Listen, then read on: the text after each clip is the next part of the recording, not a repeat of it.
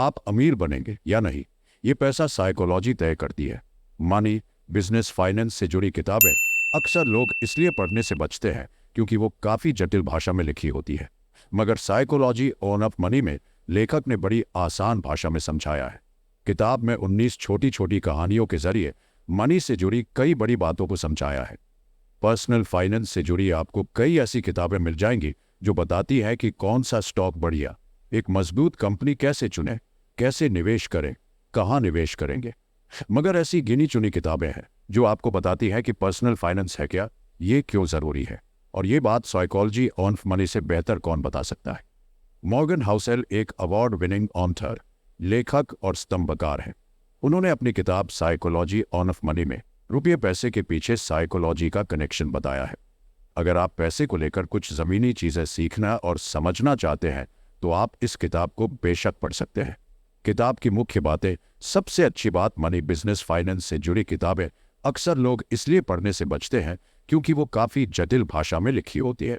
मगर psychology of money में लेखक ने बड़ी आसान भाषा में समझाया है। किताब में 19 छोटी छोटी कहानियों के जरिए मनी से जुड़ी कई बड़ी बातों को समझाया है।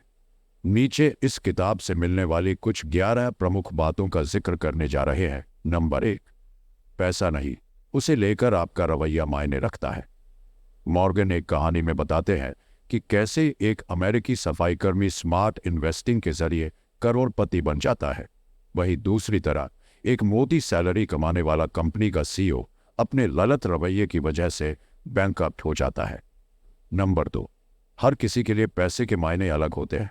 कुछ लोगों के लिए जिनके पास रहने को घर भी नहीं है, उनके लिए मिनिमम वेज भी बहुत बड़ी रकम होगी। वहीं दूसरी तरफ किसी कंपनी के एग्जीक्यूटिव या अधिकारी $1,00,000 की सैलरी पर भी नाखुश रह सकते हैं। कुल मिलाकर आप कितना ज्यादा पैसा कमा रहे हैं, ये आपकी खुशी नहीं तय करता, बल्कि आप किस माहौल, किस परिवेश से आ रहे हैं, उस पर निर्भर करता है। नंबर 3, कितना पैसा काफी होता है। हम सभी को लगता है कि हम पैसे के लिए काम करते हैं। जिस दिन काम भर पैसा मिल जाएगा, काम करना बंद कर देंगे। लेखक एक नामी जालसाज बर्नी मडॉफ, जिसने इतिहास में अब तक की सबसे बड़ी पॉन्जी स्कीम चलाई, उसका उदाहरण देकर समझाते हैं कि ऐसा सोचना बिल्कुल गलत है। सच ये है कि मडॉफ पहले से ही एक बड़े और सफल बिजनेसमैन थे, मगर इसके बाद भी उन्होंने धोखे से पैसे कमाने के लिए पॉन्जी स्कीम चलाई। उन्हें जितने पैसे की जरूरत थी उतना वो अपने कारोबार से बड़ी आराम से कमा रहे थे, लेकिन लालच के चक्कर में उन्होंने सब कबाड़ा कर दिया। मडॉफ की कहानी सुनकर ये समझ सकते हैं कि आप दुनिया के सबसे अमीर बन जाने के बाद भी जरूरी नहीं कि संतुष्ट हो। लेखक की भाषा में आपको मालूम होना चाहिए कि आपको असल में एक सुकून भरी जिंदगी जीने के लिए कितने पैसे की जरूरत है। Number 4, power of compounding. Warren Buffett को भले ही अब तक के सबसे महानतम निवेशकों से गिना जाता हो, मगर सच ये है कि उनकी 99% जायदाद 50 साल की उम्र के बाद बनी। बफे के पास इतनी संपत्ति होने का क्रेडिट जाता है कंपाउंडिंग को। नंबर 5, अमीर होने और अमीर बने रहने में बहुत फर्क है।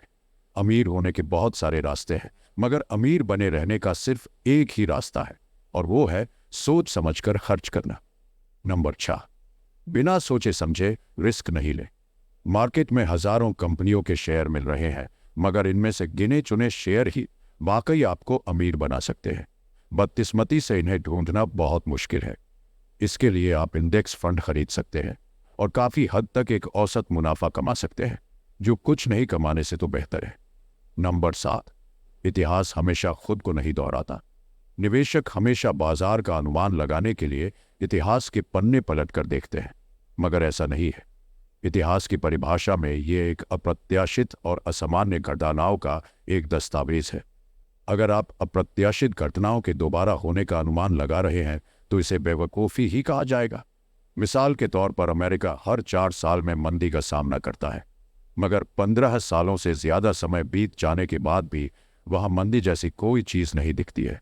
नंबर 8, आत्ममुग्ध होने की जरूरत नहीं है। दुनिया लगातार बदल रही है। आज जो चीज चल रही है वो जरूरी नहीं कि आगे भी चले। इंडेक्स फंड भी 50 साल पुराने हैं। वेंचर कैपिटल तो 26 साल पहले आया, और बिटकॉइन उसका तो जिक्र भी क्या करना। कुल मिलाकर ये समझा जा सकता है कि आज जिस चीज का ट्रेंड है जरूरी नहीं कि हमेशा वही रहेगा। खुद को हमेशा बदलाव के लिए तैयार रखें। नंबर 9, पैसे के बदले समय मिलता है। आज हम जो पैसा लगाते हैं उससे पैसिव इनकम जनरेट होती है, जो एक समय के बाद आपकी सैलरी से ज्यादा हो सकती है।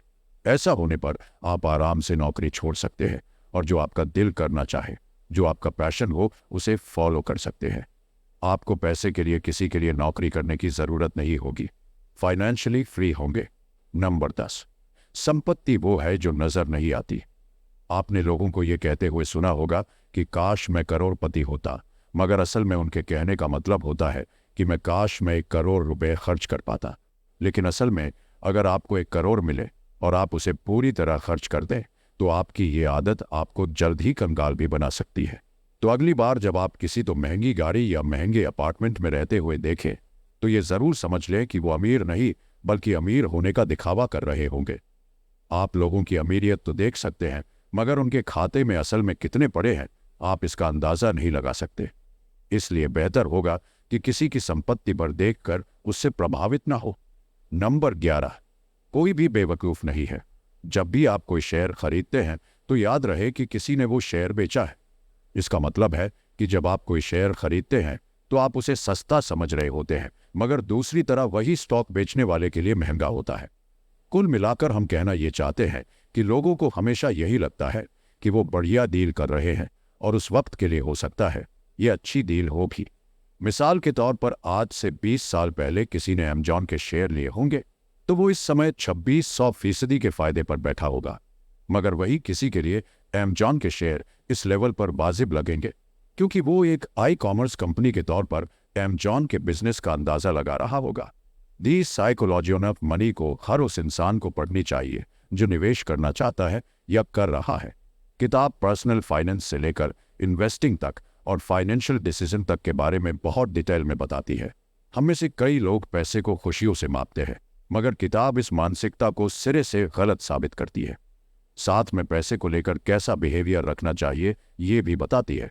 कितने भी बुक रिव्यू लिख दिए जाएं, मगर मेरा मानना है कि इस किताब की सीख इसे पढ़कर ही समझ आएगी।